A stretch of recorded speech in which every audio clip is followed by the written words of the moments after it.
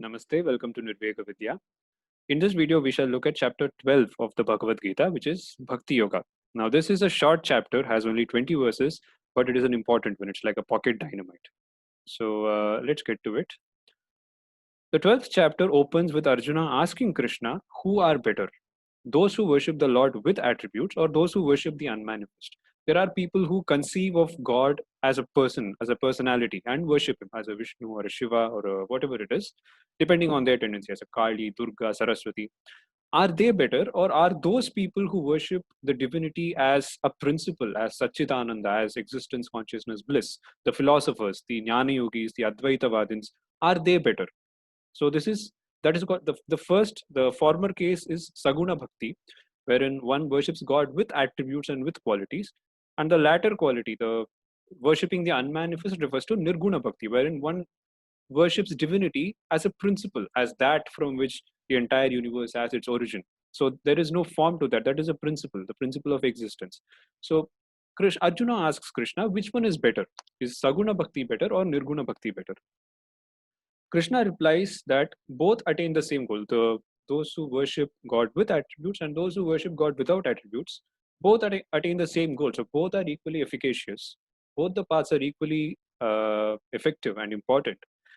Though the worshippers of the unmanifest have to toil relatively harder. But he adds on that while both are good, both are equally good, those who worship the unmanifest, the Jnana Yogis, the path taken by the Advaitavadins, the path taken by the philosophers, where one where one attempts to get an understanding, a grasp over the underlying principle of creation.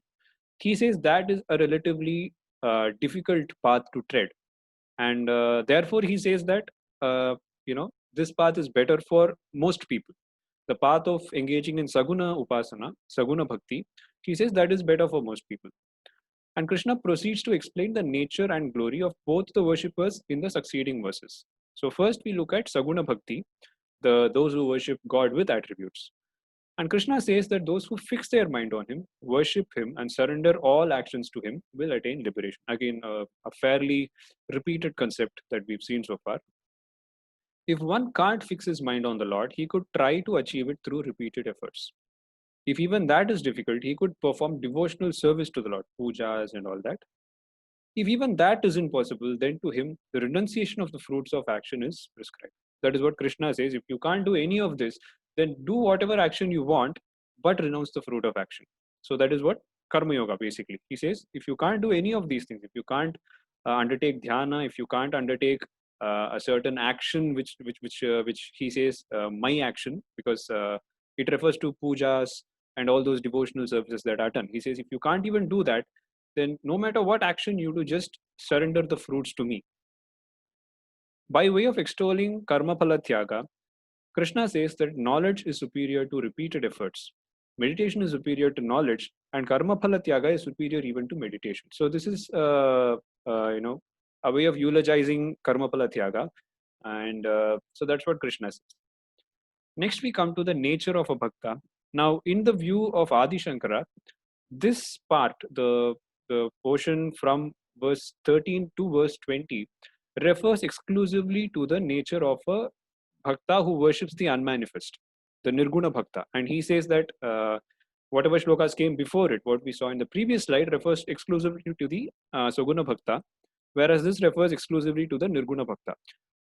That is his opinion, but I would like to think that the Bhagavad-Gita does not make such strict distinctions, and Krishna does not specifically say that this refers only to the Nirguna Bhaktas. He says this is the nature of a Bhakta. This is the nature of a devotee. And what are the characteristics? He hates nobody, is friendly and compassionate, has no egoism, and is equanimous.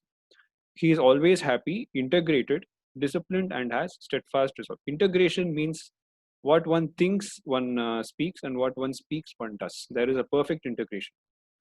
His mind and intellect are absorbed in him referring to the reality, and he is free from fear and agitation.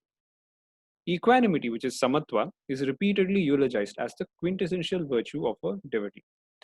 The Lord concludes by saying that those who nurture these virtues are his devotees and are exceedingly dear to him.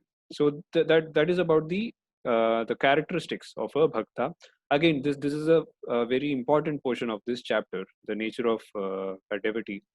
And he concludes by saying, those who have these characteristics are very close to me. They are very dear to me, and they reach me once they depart from their body. They attain me. They attain the supreme goal. So that is what the 12th chapter contains. Again, a very quick summary of it. If you liked the video and you found it useful, kindly do consider subscribing to our channel and also share the video with whoever you think would benefit from it. Thank you.